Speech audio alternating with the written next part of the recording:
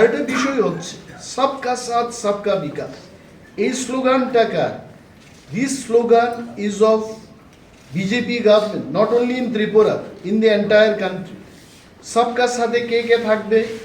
ভৌমিক থাকবে, দেববর্মা থাকবে, রিয়াং থাকবে, চক্রবর্তী থাকবে, রাও থাকবে, রেড্ডি থাকবে, মানে দুনিয়ার যত মানুষ ভারতবর্ষে, এই ভারতবর্ষের মাটিতে যারা আমরা বসবাস করছি তাদেরকে নিয়ে আমার মনে হচ্ছে সবকা এই ওয়ার্ডটা হবে। তো সবকা সাথ সবকা বিকাশ, এটার রিফ্লেকশন আমরা যখন বিশালগড় রুরাল ডেভেলপমেন্ট ব্লকে যাই, I am challenging the government and I am telling MGN REX এই স্কিমের টাকা পঞ্চায়েতগুলোকে এক ধরনের বরাদ্দ দিচ্ছে আর ভিলেজ কমিটিকে আরেক ধরনের বরাদ্দ দিচ্ছে। Why is it so?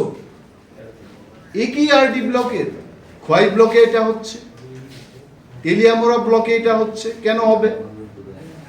পঞ্চায়েতেও MGN রেক্সের শ্রমিকরা বসবাস করছেন আর ভিলেজ কমিটিতেও রেগার শ্রমিকরা বসবাস করছেন।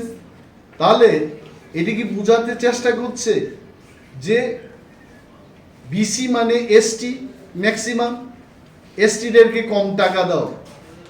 রাজ্য সরকার যদি এটা করতে থাকে, সবকা সাথ না, কুছ লোগোं के साथ कुछ लोगों का विकास होगा। এবং জাতিবাদী সরকার যদি এভাবে কাজ করতে থাকে ত্রিপুরায়, এই জাতিবাদীর সুরসুরি কিন্তু সরকার দিচ্ছে, আমি মনে করছি এইভাবে। এটা দিতে নেই, কেন্দ্রীয় সরকারের টাকা রাজ্যে আসছে, কেন আপনি এইভাবে করবেন? তারাও শ্রমিক, ভিলেজ কমিটিতে যারা আছে তারাও শ্রমিক, পঞ্চায়েতে যারা আছে তারাও শ্রমিক। আপনি কেন সেই বৈষম্য তৈরি করবেন এখানে?